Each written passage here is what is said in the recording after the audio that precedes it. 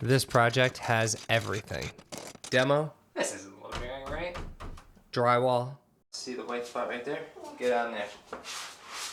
Nice. Design. And drama. Come on, man. I got a cracker. You get a cracker? Yeah.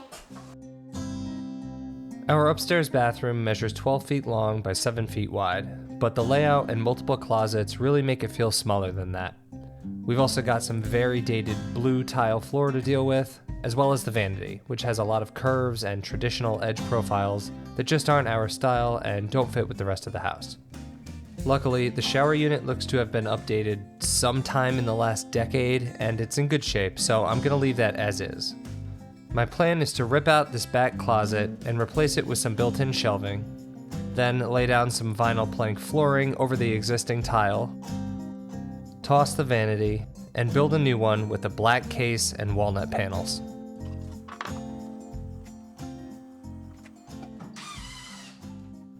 I have a love-hate relationship with demolition.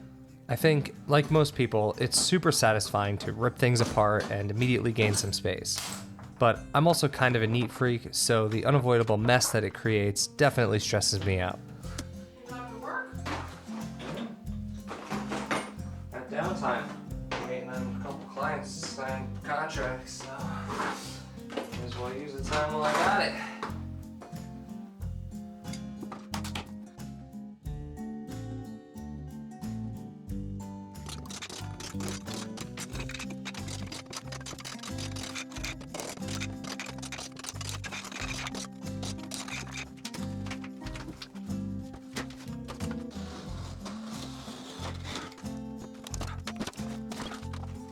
Holy shit! I'm gonna clean up this mess. I guess Penelope's not taking a bath tonight. This isn't the living room, right?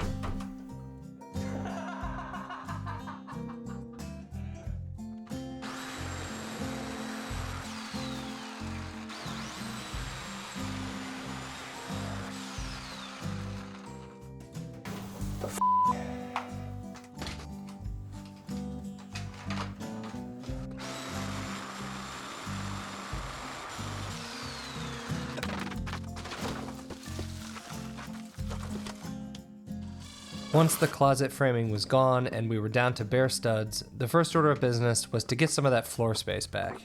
Unfortunately, the ceiling of the staircase corridor right below was protruding just a bit into the bathroom floor space.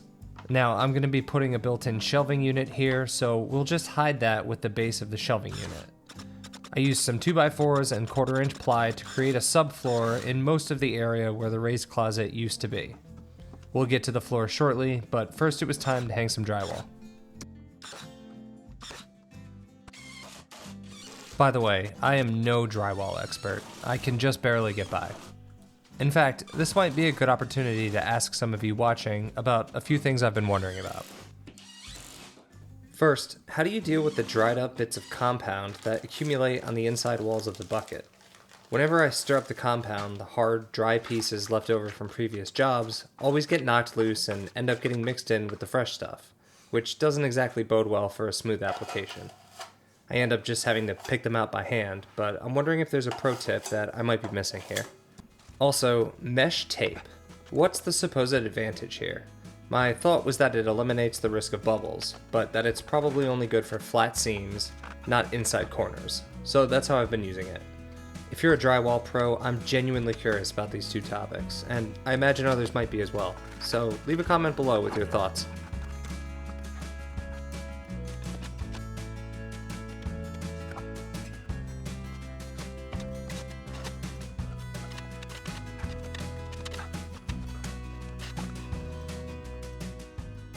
While the mud was drying, I disconnected the faucet and pulled the old vanity out.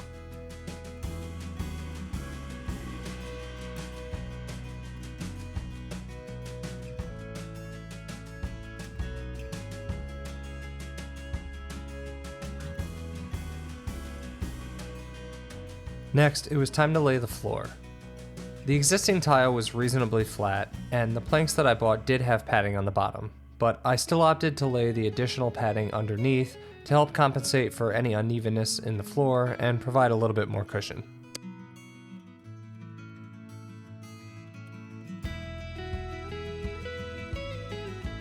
Since this will be a water-heavy environment, I went with PVC trim and just used adhesive caulk to install it, as the tile on the floor and walls prevented the use of any nails.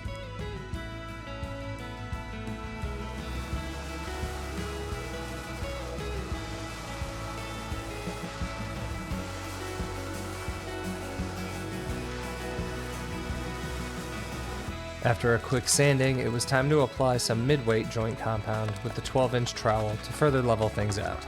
Now, in a perfect world, I would have finished all the drywall and painting before installing the floors, but that's just too much downtime waiting for mud and paint to dry.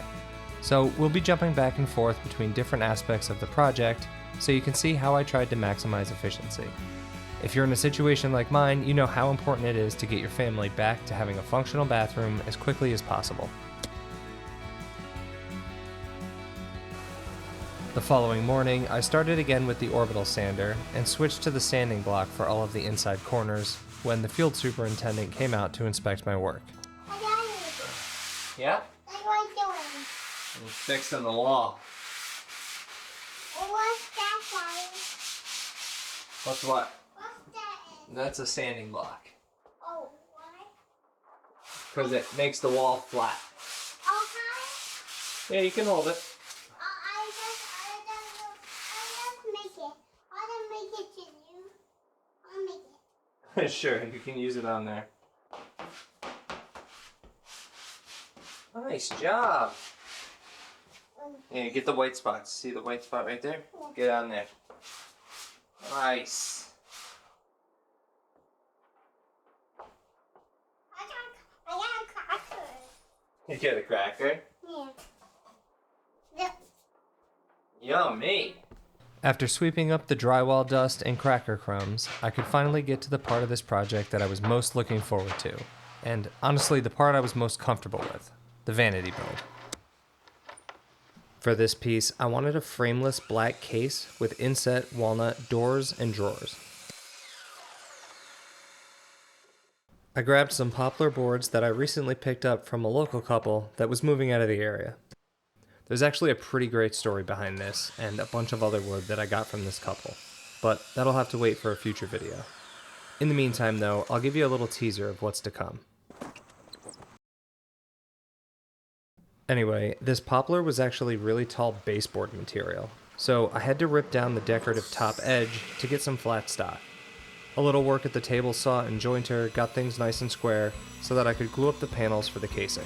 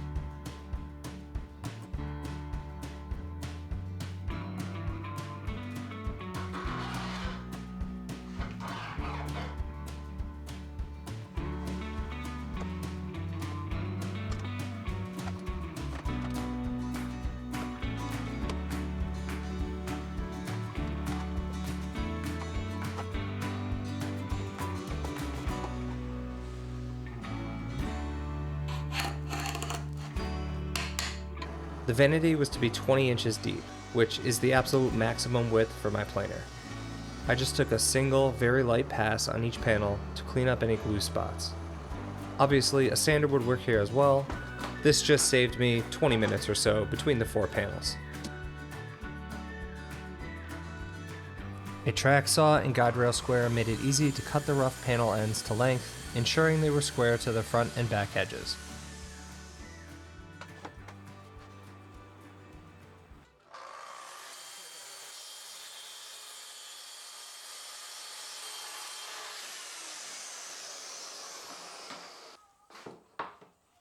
This casework is going to be painted, so butt joints with dominoes are a quick and easy way to put together a sturdy frame without having to worry about visible joint seams.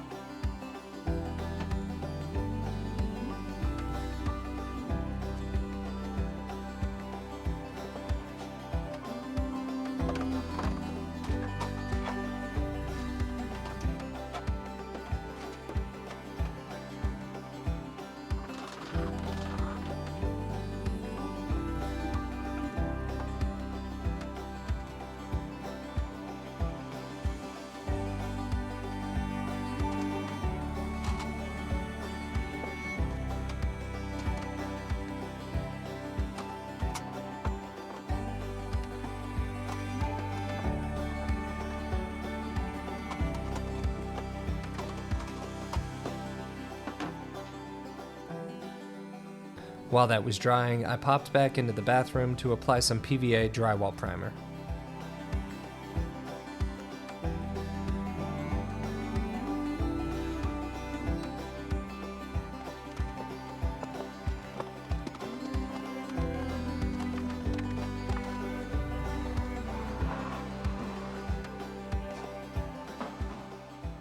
Whenever I'm painting wood, my preferred primer is Bullseye 123.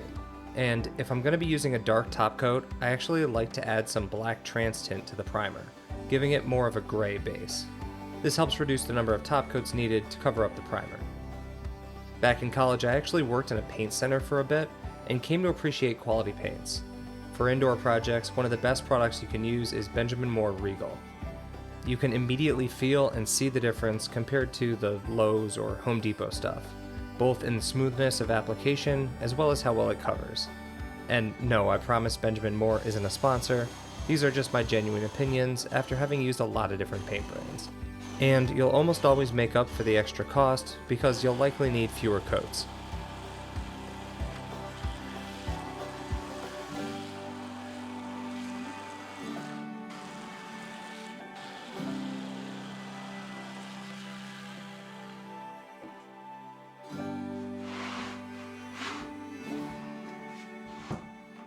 The vanity slid right into place and didn't require any extra leveling. Now I could start working on the door and drawer faces. I wanted all of the walnut in this vanity to have continuous grain, so I needed to glue up one large panel the size of the entire vanity face. Then I could cut out each component, maintaining their locations and grain pattern. So I started by milling up some rough sawn walnut boards, played around with different grain orientations, and glued them up.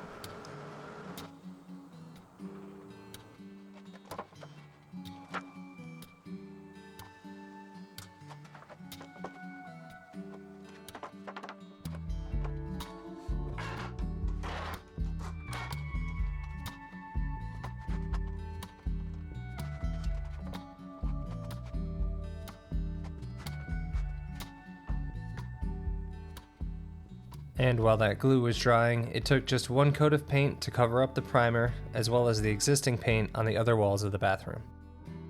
I'm telling you, it's worth it.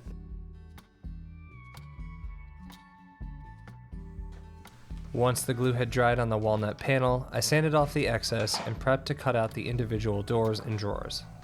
When doing a continuous grain layout with inset doors, it's important to account for the width of each partition separating the pieces. This means actually removing a strip of material between each piece that is exactly the width of the partition. In my case, since this is a frameless cabinet made from 3/4 inch stock, I have to remove 3/4 inch strips of walnut from the adjacent faces. Doing so will allow you to visualize the imaginary grain lines continuing through the casework edges, instead of simply stopping and then starting again at a different point in space as your eye moves from one face to the next.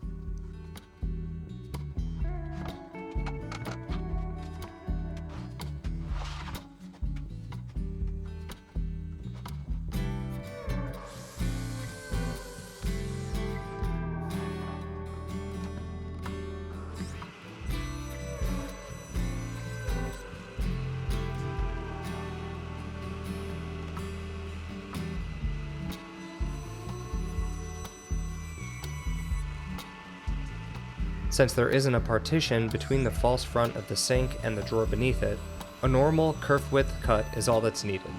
No need to remove a 3/4 inch strip of material here. Once the panels were cut to size, they were ready for sanding and finish. Now, I probably should have used a polyurethane or something more water resistant on these, but I really wanted to get them finished and installed as quickly as possible, so I opted to use a hard wax oil. This is the finish with which I have the most experience, and it would allow me to hang the pieces the next day. I guess I justified this in my head with the thought that, since they'll be vertical, water likely wouldn't be sitting on them for long when they get splashed. It will just run down and onto the casework or the floor. I guess time will tell if this was a terrible decision or not.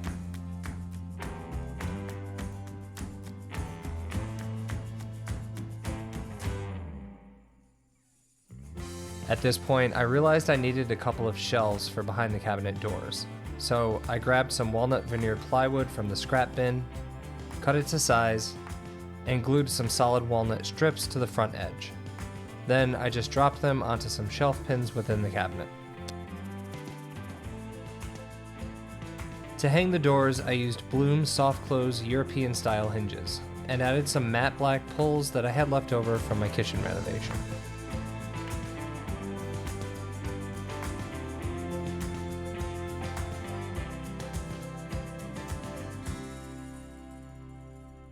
Now for that drama I promised. I wanted a plain white countertop and sink for the vanity. Engineered stone was fine with me. My wife and I aren't some highfalutin fancy pants couple that insists on granite or marble or quartz. A plain white, fake stone top suits us and the space perfectly. The little nook that it sits in was kind of an odd size though. I needed a 42-inch wide countertop. Well, finding a top in the right size, material, and color proved somewhat difficult. I did end up finding one for about $300, but it had to be shipped from every vendor that I could find, and it wasn't exactly prime 2-day shipping. So we'd been waiting for about a week for this thing to show up. The rest of the project was kind of on hold at this point until I could get the sink and countertop installed, so we were ready and waiting for this thing to arrive. Are you kidding me? The wrong one. Come here. Oh, is it broken? It's shattered in like 30 pieces. Oh my god. Are you kidding me?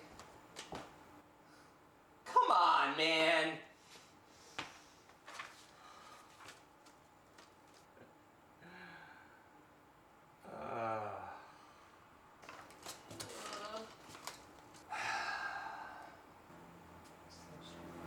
Pieces of the shit all over the floor. Needless to say, we were super frustrated at this point. I really couldn't wait another week for a replacement to show up, and I couldn't find a single place locally that stocked a 42-inch wide vanity top. So I gave up on trying to find a pure white one, and instead found one with some subtle marble patterns on Amazon, and it would be here in about a day and a half. Sold. In the meantime, I'd been waiting on some more walnut plywood to arrive, which had also showed up that day, so I got to work building the drawer boxes.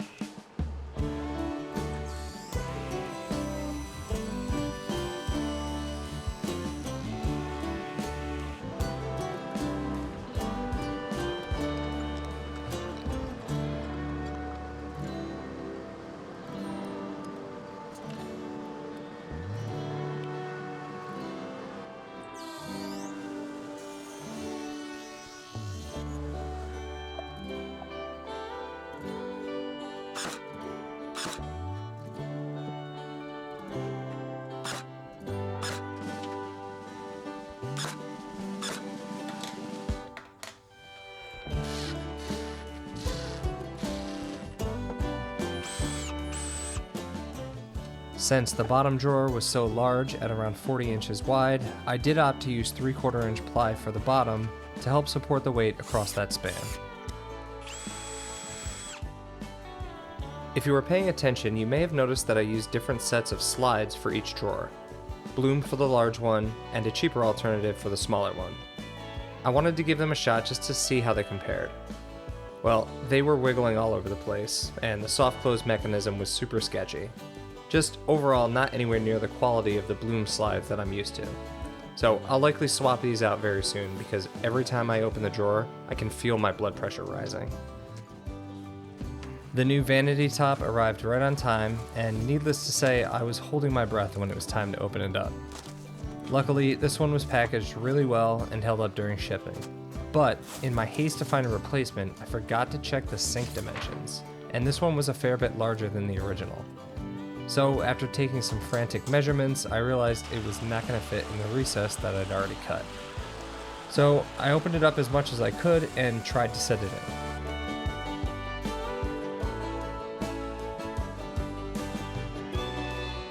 in. No go.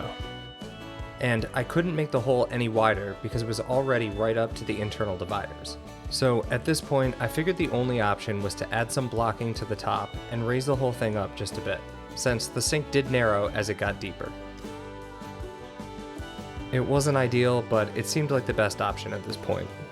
It would just require me to add some filler strip along the front edge and paint it black to match the rest of the vanity frame. After hooking up all the plumbing, I was really happy with how things were looking, even with the second string countertop. And it was at this point that I realized the old medicine cabinet had to go. It was dragging the whole space down. So I went straight to where we all go for high quality fixtures. At this point, I just wanted something reasonably priced that had an integrated light and would get here quickly. So I went ahead and pulled out the old one. Overall, this was a pretty easy swap. Just some hard wiring and a handful of screws. My wife loves the integrated light for doing her makeup, popping pimples, you know, that kind of stuff. The last step in this project was to put together a built-in shelving unit where the closet used to be. If I'm being totally honest, my goal here was to make something that looked nice, at least to the untrained eye, and that I could build in about a day. So don't expect anything too fancy with this one. I started out by nailing some walnut plywood to the wall, and built a little frame to raise up the bottom above the ceiling that was protruding from the floor below. For the sides and shelves, I milled up some 5/4 walnut. For the bottom shelf, I just dropped the two pieces into place. For the upper shelves, I joined the two pieces with dominoes and glue prior to installation. Somehow, I forgot to film that part. And that about wraps it up for this project. Not only do we have a much more functional space, but we've also added some value to the home whenever it comes time to sell. I don't know how much, but I guarantee it's a lot more than the $1,200 or so in material costs. I have to say, it was really nice to be able to incorporate the fine furniture building process into a DIY home renovation project. I hope you found value in watching these processes come together, and if you did, please consider subscribing to the channel. I've got some exciting builds with really great stories coming up soon, and I can't wait to share them with you. Thanks for watching.